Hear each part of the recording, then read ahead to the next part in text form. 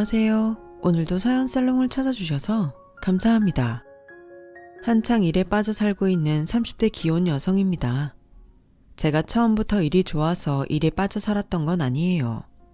정신적으로 극한의 상황까지 몰리다 보니 어떻게든 살아야겠다는 생각을 하게 됐고, 그때 제 앞에 놓인 유일한 돌파구가 일이었을 뿐이니까요. 사실 일이라면 고등학생 시절부터 결혼 전까지 진저리치게 해왔어요. 전생에 무슨 죄를 지은 건지 어디를 가나 일복이 터지는 스타일이었거든요. 거기에 갑자기 몰락한 저희 친정 살림도 한몫했고요. 저희 아빠는 사업을 하셨는데 수완도 좋으시고 배포도 크신 분이라 조그맣게 시작한 사업체는 제가 고등학교 5학년이 되던 무렵부터는 꽤 크게 성장을 했어요. 밖에서는 성공한 사업가로 집에서는 아내밖에 모르는 애처가셨죠. 아빠는 엄마를 데리고 맛집을 찾아다니는 걸 좋아하셨는데 특히 국도 곳곳에 위치한 숨겨진 맛집을 자주 찾곤 하셨어요. 엄마랑 두 분이 드라이브도 하고 맛있는 것도 먹고 오는 코스를 데이트로 즐기곤 하셨죠. 집에 오실 때는 늘 저랑 동생을 위한 호두과자를 사오시곤 하셔서 방과 후 식탁에 놓인 호두과자를 보면 아, 오늘도 엄마랑 아빠가 데이트를 하셨구나 하는 걸 알 수 있을 정도였죠. 아빠는 음식 솜씨가 좋은 엄마를 주변 사람들한테 자랑하는 걸 좋아하셨는데 그래서 저희 집에는 늘 아빠 손님들로 가득했어요. 밖에서 사람들을 만나도 되는데 굳이 집으로 부르셔서 엄마한테 음식을 차리게 하셨거든요. 엄마는 귀찮다고 마다할 수도 있는 그 일을 기꺼이 받아들이며 사셨어요. 남편이 자신이 만든 음식을 좋아해 준다는 거에 행복을 느끼셨던 것 같아요. 그렇게 저희 부모님은 금슬 좋던 부부였는데 제가 고등학교에 들어가고 얼마 안 돼서 사건이 터진 거예요. 아빠 밑에서 일하던 친구분이 몰래 회사 돈을 빼돌린 거였어요. 아빠는 경리과장을 맡고 있던 그 친구를 누구보다 믿었고 그렇다 보니 그 친구는 회사 돈을 쉽게 건드릴 수 있었던 거죠.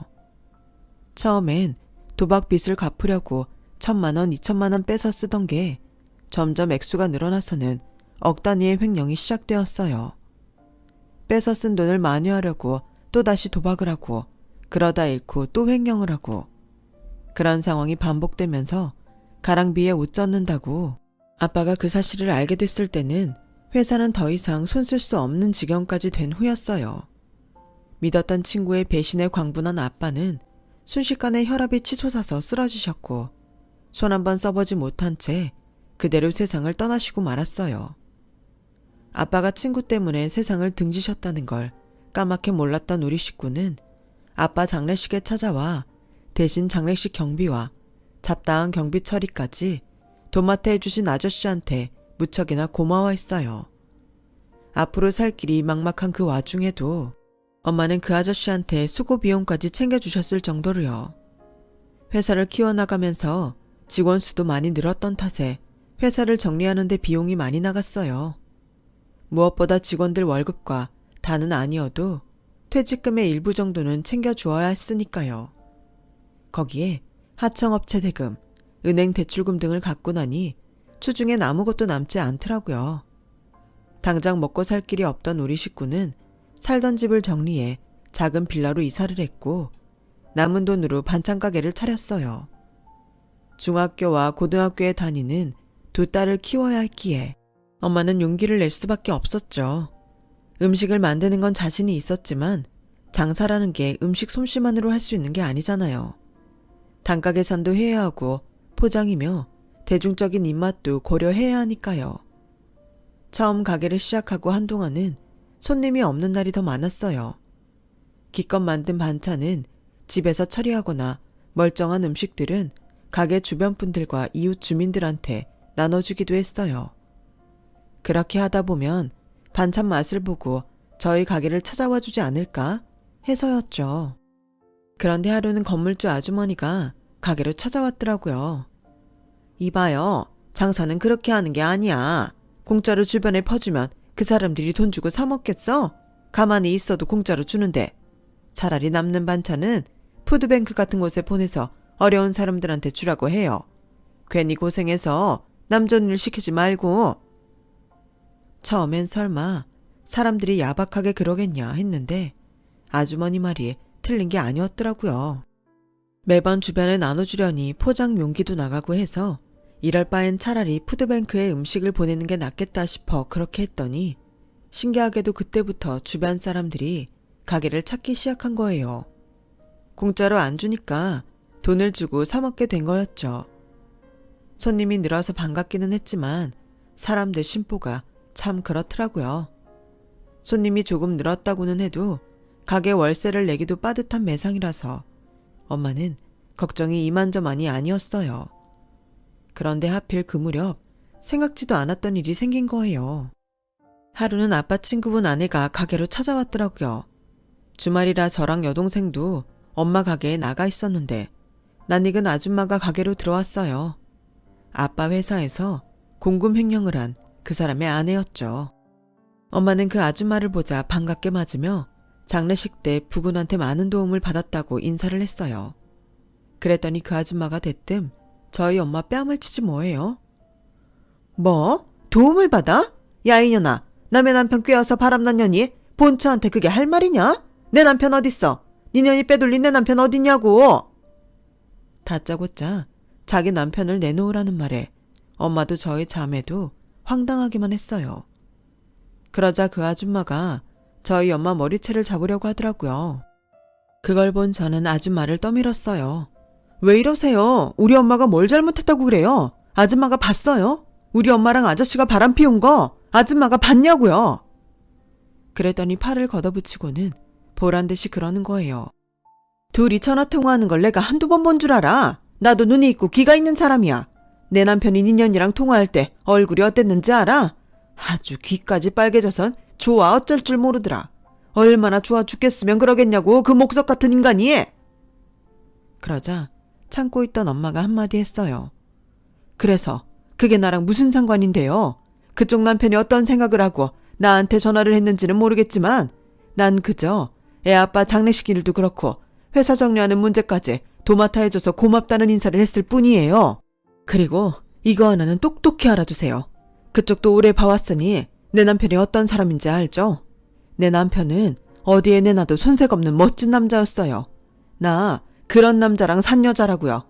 그런데 고작 당신 남편 따위한테 내가 눈을 돌릴 것 같아요? 어림도 없어요. 그런 사람 트럭으로 가져다 줘도 난 눈길 한 번 안 줄 거라고요. 그러니까 애먼 사람 잡고 시간 버리지 말고 당신 남편한테 직접 추궁하세요. 엄마는 주먹을 부르르 떨며 소리쳤어요. 그런데 그 말을 들은 아줌마가 가소롭다는 듯 웃지 뭐예요. 고마워서 인사를 해? 자기 남편 잡아먹은 놈한테? 웃기네 이 여자 정말.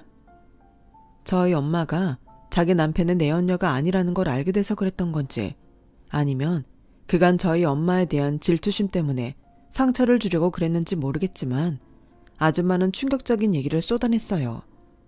자기 남편이 그동안 회사 돈을 횡령해 도박을 해온 것과 그 사실을 알고 추궁하던 중 우리 아빠가 쓰러지시게 됐다는 내용, 그리고 회사를 정리하는 과정에서도 상당 금액을 챙겼다는 기가 막힌 얘기들이었어요.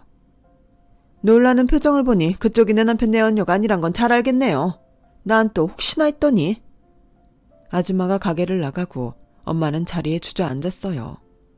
저랑 동생도 충격을 받기는 마찬가지였죠.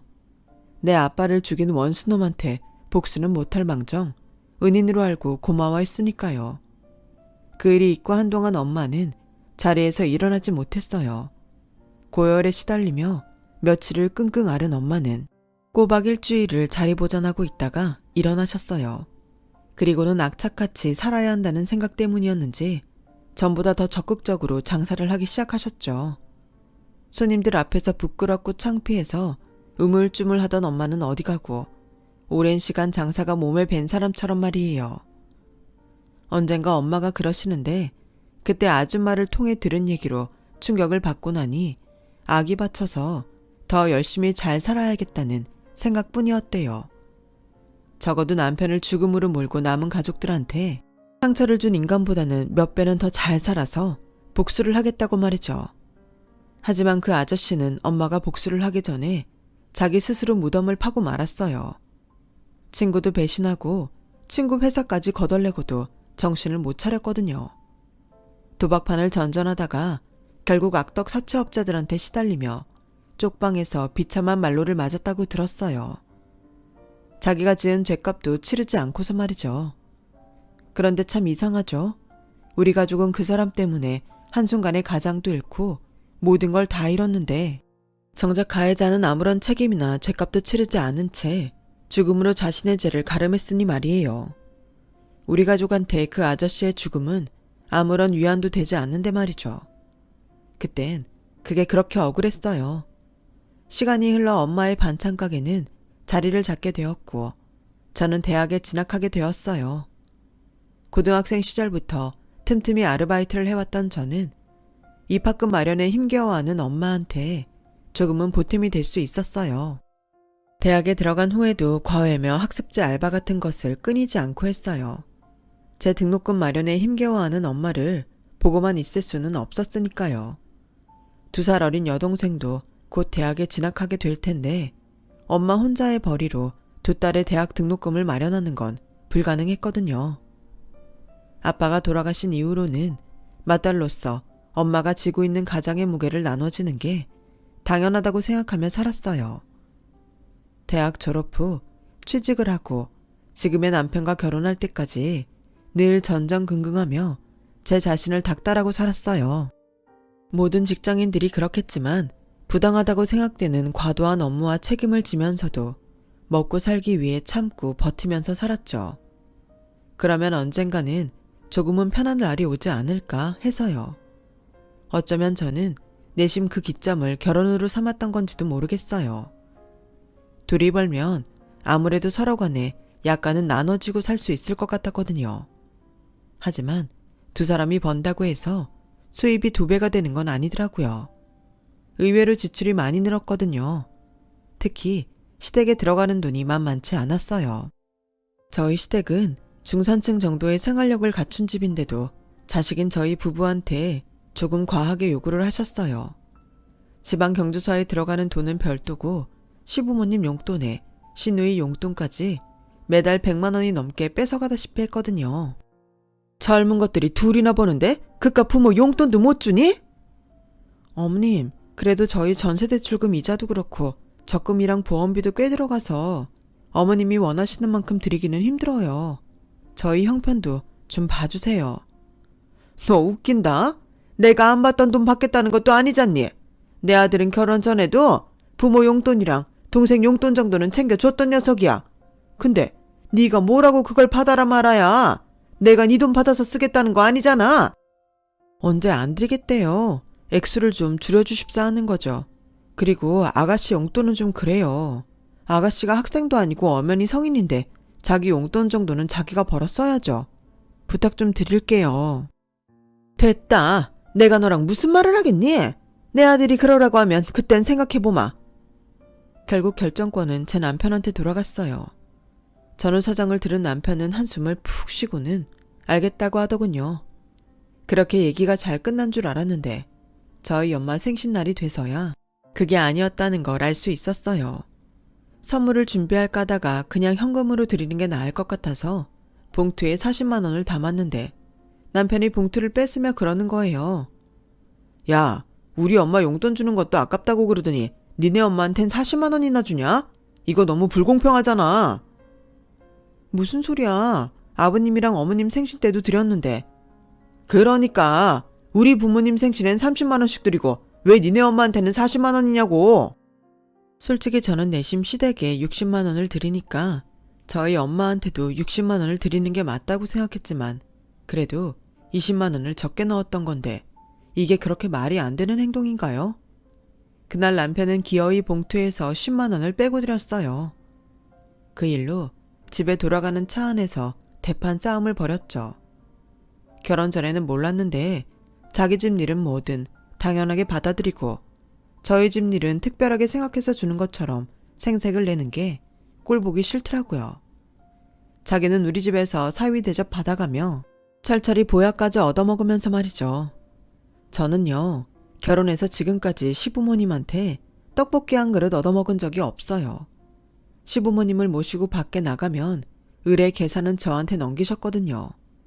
그건 시누이도 마찬가지였어요. 반면에 저희 친정엄마랑 동생은 혹여 제가 돈을 쓸까봐 저 몰래 먼저 계산을 하곤 해서 제 마음이 더 아프더라고요. 똑같이 배 아파 낳은 자식인데 사위와 며느리가 다른 대접을 받고 살아야 한다는 게 납득도 안 되고 생각할수록 화가 났어요. 그런데 사소한 감정 대립이 이어지는 가운데 제게 안 좋은 일이 생기고 만 거예요. 회사에서 정리해고 대상자에 오른 거죠. 제 연차가 딱 자르기 좋은 연차였거든요. 거기다 결혼까지 해서 회사에서는 이런저런 이유를 가져다 붙이기도 편했고요. 저는 어떻게든 회사에 붙어 있어 보려고 했지만 괜히 자존심만 상하고 결국 회사를 나올 수밖에 없었어요. 퇴직금에 위로금까지 얹어서 받은 돈은 통장에 넣어두고 재취업 자리를 찾고 있던 중이었어요. 하루는 아버님이 전화를 하셨더라고요. 아가, 너 회사 그만뒀다는 얘기 들었다. 그래서 말인데 네가 시할머니 간병 좀 맡아줬으면 한다. 요양병원에 들어가시기 전까지만 돌봐드리면 되니까 그리 오래 걸리지는 않을 거야. 제가 간병을요? 자신이 없는데요. 그깟게 자신이 필요할 일이더냐. 식사 챙겨드리고 말벗 좀 해드리면 그만인데. 게다가 아직은 치매가 심하지 않으셔서 힘들 일은 없을 거다. 회사를 그만두자마자 기다렸다는 듯이 제게 시할머니 간병을 맡기시는데 솔직히 하기 싫었어요. 그래서 일단 남편하고 상의하고 연락드리겠다고 말씀드렸죠. 퇴근 후 돌아온 남편한테 통화 내용을 전하곤 솔직하게 하기 싫다고 말했어요. 그랬더니 뭐라는 줄 아세요? 그럼 너 집에서 뭐 할 건데? TV 보고 자빠져 자겠다는 거야? 아니 무슨 말을 그렇게 해. 자빠져 자다니. 재취업 준비해야지. 당신이 내가 노는 걸 보고 가만히 있을 사람도 아니잖아. 안 그래? 그래, 그건 잘 생각했어. 그런데 그러는 김에 할머니 좀 돌봐드리면 그게 더 생산적인 거 아니야? 요즘 같은 때 재취업이 쉬운 것도 아니고 솔직히 경력자 치고 네 스펙이 그리 좋은 것도 아니잖아. 막말로 니네 회사에서 1차로 정리된 거 보면 네 실력 알만한 거 아니냐? 나 같으면 너 필요하단 곳에서 생색내고 일하겠다. 그러니까 우리 아빠한테 할머니 간병하겠다고 전화 드려. 강요하는 건 아니고 나라면 그렇게 하겠다 이거지. 강요는 아니라면서 사람을 깎아내리는 건 뭐래요? 속에서는 천불이 났지만 이대로 집에서 놀고 먹었다간 남편 등살에 숨도 제대로 못 쉴 것 같아서 일단 하기로 했어요. 그렇게 시작된 시할머니 간병은 반년이 지나도록 이어졌어요. 요양병원을 알아보고 있으니 금방 끝날 거라던 아버님 말씀과 달리 끝날 기미는 좀처럼 보이지 않았어요. 그런데 알고 보니까 시할머니의 치매 증상이 그리 심하지 않아서 국가보조를 받으며 요양병원에 들어가기 힘들다고 하더라고요. 사설기관에 보내드리면 되는데 그건 또 돈이 많이 드니까 시댁에서 안 하려고 하셨고요. 그런데 이게 참 사람 미치고 팔딱 뛰게 하는 게 저희 시할머니는 제 앞에서는 정말 치매 정도가 심하신데 조사원 앞에서는 너무도 또랑또랑하게 행동하신다는 거예요. 제가 아무리 평소엔 이러시지 않는다고 말씀드려도 조사원은 그 말을 들어주지 않더라고요. 마치 제가 시할머니 돌봐드리기 싫어서 거짓말하는 것처럼 말이죠. 하루에도 똥기저귀를 몇 번이나 갈아드리고 목욕도 수시로 시켜드려야 하는데도 누구 하나 수고한다는 말 한마디 없었어요. 거기다 웃긴 건 저희 시아버지가 맞이도 아니라는 거예요. 5남매 중에 막내시거든요. 위로 형님이 2분이나 계시고 누나도 2분이나 계신데 아무도 자기 엄마 집에 코빼기도 안 보이더라니까요. 하루는 육체적으로도 정신적으로도 너무 힘들어서 남편한테 하소연을 했더니 대뜸 그러더라고요. 너 그거라도 안 하면 뭐 하려고 그러냐? 너 필요하다는 데 있을 때 그냥 눌러 앉아. 능력도 없으면서 편한 일만 찾지 말고. 이러니까 다들 MZ세대들은 다 편한 일만 하려 든다는 말이 나오는 거야. 사람이 말을 해도 꼭 날선 말들만 한다니까요. 그러던 어느 날이었어요. 큰아버님 내외가 시할머님 댁에 들리셨더라고요. 근처에 결혼식이 있어서 들리셨다면서 돌아가실 때 제게 용돈 봉투를 주셨어요. 준우 색시가 고생이 많구나. 이건 매달 주는 수고비랑은 별도로 주는 용돈이니까 옷도 한 벌 사입고 용돈 해라. 순간 귀를 의심했어요. 지금 매달 주시는 수고비라고 하셨어요? 저 지금까지 1,000원짜리 한 장 받은 게 없는데요. 그 말에 큰아버님 내외는 깜짝 놀라셨어요. 특히 큰어머님은 눈썹을 파르르 떠시며 그러셨죠. 무슨 소리야? 형제들이 매달 모아서 야간 간병인이랑 준우 엄마한테 각각 200만 원씩이나 보내고 있는데 안 받았다니. 그럼 지금까지 그 돈은 누가 받았다는 거야? 저도 그게 궁금했답니다. 준 사람은 있는데 받은 사람은 없다면 누가 그 돈을 가져갔을까요? 답은 뻔하죠. 중간에서 계좌로 송금받은 사람, 바로 저희 시어머니였어요. 큰어머니까지 나서서 일이 커지자 시어머니는 당신이 모아두었다가 목돈 만들어 주려고 했다는 그 말을 들은 큰아버지가 호통을 치시면서 그게 말이 되는 소립니까? 당사자도 모르게 그걸 왜 재수씨가 결정을 해요? 더 들을 것도 없습니다. 당장 돌려주세요. 안 그래도 젊은 애한테 어머님 맡기는 것도 미안한데 돈 한 푼 안 주고 우리 체면까지 깎아먹어요. 나 원참. 결국 시어머니는 그 돈을 돌려주셨어요. 시어머니 행동에 진저리가 쳐질 만큼 화가 났지만 한 번에 목돈으로 1,400만 원이나 받고 보니 화가 좀 가라앉긴 하더라고요. 역시 치료 중에 최고의 치료는 금융치료다 싶었어요. 그런데 그날 밤 남편이 평소랑 달리 사근사근하게 와인이라도 한잔 하자고 부르더라고요. 자기 엄마가 한 짓 때문에 미안해서 그러나 하고 일단 사과는 받아주자 싶었죠. 그런데 뭐라는 줄 아세요? 우리 TV 바꿀까? 한 75인치 정도 되면 축구 볼 때도 훨씬 생동감 있을 것 같은데. 자기야, 우리 TV 바꾸자. 응? 사과는커녕 지 갖고 싶은 TV를 사달라고 밑밥을 까는 거였어요. 나한테 사과는 못할 망정 뭐가 어쩌고 어째? 당신네 집 식구들은 참 대단하다. 어머님은 며느리 품삯 떼먹고 아들은 그 돈 뜯어먹으려 들다니. 한 10년쯤 지나면 내 살이 하나도 안 남겠네. 이쪽 저쪽에서 다 뜯어먹혀서. 당신이 이러고도 내 남편이야? 야, 막말로 그동안 너 회사 잘리고 나서 생활비 한 번이라도 냈냐? 그동안 내 돈으로 살았잖아. 그랬으면 지금 그 돈이 다 네 거라고 하면 안 되지. 거기엔 내 지분도 있는 거라고. 지분? 나 그동안 자기 할머니 간병하면서도 집안 살림 다 했어. 당신은 쓰레기 한 번 안 내다 버렸잖아. 집에서 노는 나보고 하라고. 그래놓고 무슨 지분?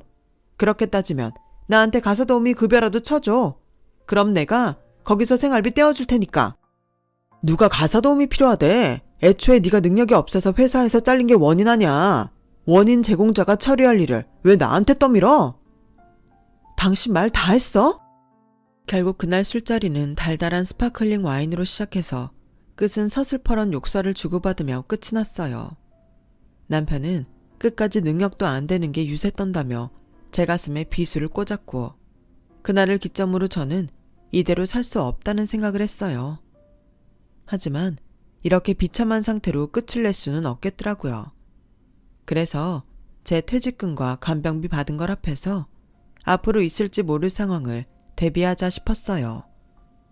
그렇게 시작된 부업이 바로 요리교실이었어요. 요즘은 1인 가정이 많이 늘기도 했고 혼자 배달 음식을 시켜 먹을 때도 여러 가지 제약이 있잖아요. 적정 금액 이상 주문해야 한다거나 배달료가 음식값만큼 나간다거나 하는 문제들요. 그래서 직장인들이 쉽게 접할 수 있도록 퇴근길에 저희 가게에 들러서 주방에서 함께 요리를 해서 집에 갈 때 싸갈 수 있게 했어요. 그렇게 만든 반찬으로 그날 저녁도 해결하고 며칠째 반찬도 해결이 되다 보니 생각보다 호응이 좋았어요. 특히 칸막이가 없는 좁은 원룸에 사는 사람들은 음식을 하면 온 집안에 음식 냄새가 나서 집에서 요리를 잘 안 하게 돼서 그런지 밖에서 음식을 만들어 간다는 거에 큰 매력을 느끼더라고요. 게다가 시간대가 직장인들에 맞춰서 늦게 시작되니까 더더욱 좋아했고요. 엄마는 엄마대로 주방이 비는 시간에 주방을 사용하게 하고 사용료까지 받으니 좋아하셨어요. 더불어 수강생들이 엄마 반찬가게 매상도 올려주니 좋아하셨고요. 처음에는 소규모로 매일 한 클래스만 운영하다가 온라인 신청자가 늘어서 스튜디오를 내게 되었어요. 엄마의 레시피를 가지고 만든 집밥교실은 수강생도 많이 늘어서 제 여동생까지 함께 일을 하게 되었죠. 저는 저녁 시간반을 맡고 동생은 낮 시간반을 운영했는데 하루 종일 풀로 돌아가니까 수입이 꽤 되더라고요. 거기다 스튜디오 1층에는 엄마 가게에서 만든 반찬들도 판매를 해서 부수입도 얻게 되었고요. 이렇게 부업으로 쏠쏠한 재미를 보던 어느 날 시어머니가 요리교실로 찾아오셨어요. 넌 집안 살림은 안 하고 밤늦도록 여기서 뭐 하는 거냐? 아주 네 친정엄마랑 네 동생까지 돈독이 올랐구나. 이깟 반찬 팔아서 얼마나 번다고. 이런 데 신경 쓸 시간이 있으면 애 가질 생각이나 해. 우리 집 대 끊을 생각 말고. 불과 2년 전까지만 해도 시어머니한테 이런 말을 들으면 애가 안 생기는 것도 내 탓인 줄 알고 고개를 숙였을 거예요. 그런데 언제 이혼을 해도 이상하지 않을 상황에 다다르고 보니 솔직히 죄송하지도 않더라고요. 그래도 남편한테 어머니 말씀을 전하긴 했어요. 그랬더니 남편이 뭔가 찔리는지 뜨끔하는 표정이더라고요. 그래서 살살 구슬려 왜 그러냐고 물었더니 사실 나 3년 전에 묶었거든. 너 회사 잘린 마당에 애까지 들어서면 어쩌나. 덜컥 겁이 나더라고. 솔직히 그렇잖아. 네가 능력이 있는 것도 아니고 재취업이 될지 안 될지도 모르는데 어떻게 애를 갖냐? 자식은 엄마 머리 담는다고 너 닮은 애 나오면 애도 고생이지. 아, 이놈은 정말 말로 될 놈이 아니더라고요. 살 비비고 사는 아내한테 너 닮은 애 낳을까봐 정관 수술했다는 말을 어떻게 합니까? 그래놓곤 이어서 하는 말은 더 가관도 아니었어요. 그래도 굼벵이도 구르는 재주가 있다고 네가 요리학원 차려서 대박 날 줄 누가 알았겠냐? 그러고 보면 네가 스펙은 딸려도 돈 버는 재주 하나는 있는 것 같다. 이참에 묶은 거 풀고 애 한번 가져봐. 네 돈 버는 재주 한번 믿어보자고. 이게 가만히 있으니까 날 가만히로 보나? 보자 하니까 날 보자기로 보나? 뚫린 입이라고 잘도 짓거린다. 그래, 무능한 와이프 닮은 애 낳을까봐 겁나서 정관 수술까지 받았다. 그것도 3년 전에. 그래놓곤 지금까지 입도 뻥긋 안 하고 네 엄마한테 날 욕바지로 썼냐? 뭐 이런 개놈의 자식이 있어. 그래놓곤 뭐? 돈 버는 재주라도 있으니까 이제서야 애를 갖자고? 미쳤냐? 너 같은 쓰레기 애를 갖게? 정신 차려. 너 툭 하면 능력이 어쩌고 떠드는데 내가 보기엔 너도 그리 유능하지 않아. 유능한 놈이었으면 네가 진작 승진하고 승승장구했겠지. 너 마지막 승진한 게 언제냐? 우리 결혼한 이듬해였어.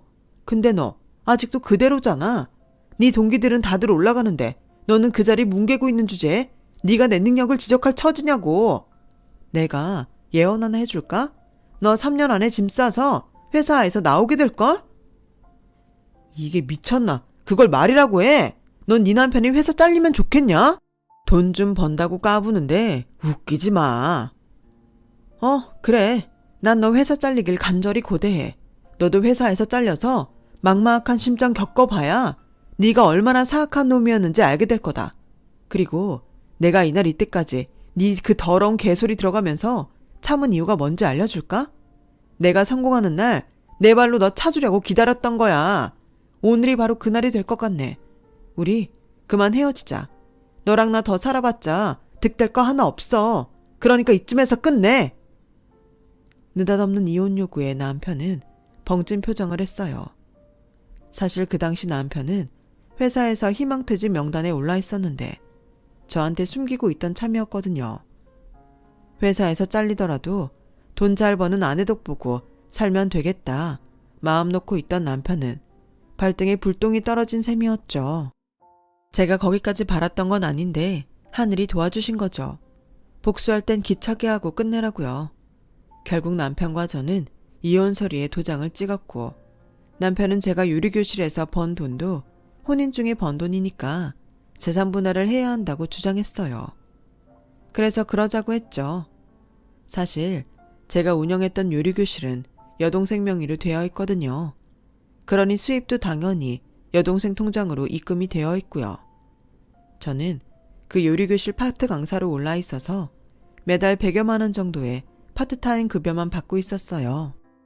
거기다 시할머니 간병을 하고 받은 돈은 용돈과 생활비에 보탰었으니 남은 돈도 거의 없었고요. 결국 이혼으로 금전적 이득을 본 건 남편이 아닌 저였어요. 남편은 소송을 걸어서라도 제 돈을 뺏겠다고 했지만 통장 기록이나 사업자 등록을 확인해도 저는 걸릴 게 하나도 없으니 해도 별 수 없게 된 거죠. 끝까지 지저분하게 구는 남편 때문에 오만 정이 떨어진 저는 법원을 나서면서 침까지 퇴뱉었습니다.